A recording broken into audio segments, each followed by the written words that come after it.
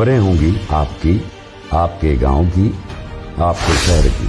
खबरें होंगी राजनीतिक गलियारों की, आपराधिक दुनिया की, सरकारी कार्यालयों में बढ़ते भ्रष्टाचार की, विकास के नाम पर हो रही लूट की, व नेताओं के झूठ की।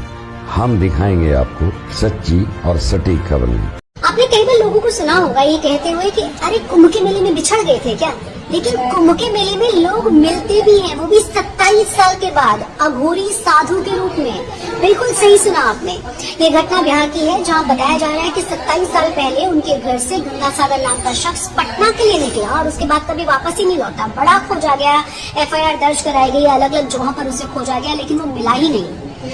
कुछ दिन पहले प्रयागराज में चल रहे कुंभ में उनके आसपास का कोई शख्स आया हुआ था। उसने कुछ मिलता हुआ चेहरा देखा, फोटो खींचा और परिवार को भेजा।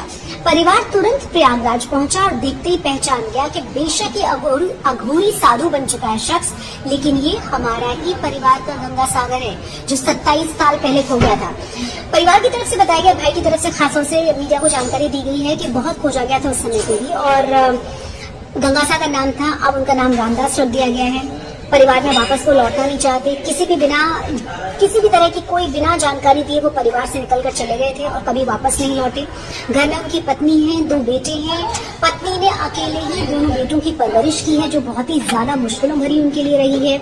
लेकिन अब भी ये जो अघोरी साधु हैं, ये वापस परिवार में नहीं जाना चाहते, परिवार के साथ ज्यादा संपर्क नहीं रखना चाहते। और इनका कहना ये है कि उनका जो जीवन है, उन्होंने अपने जीवन को पूरी तरह से भगवान की राह में लगा दिया है। वो नहीं चाहते कि इसे वो डिस्टर्ब करें।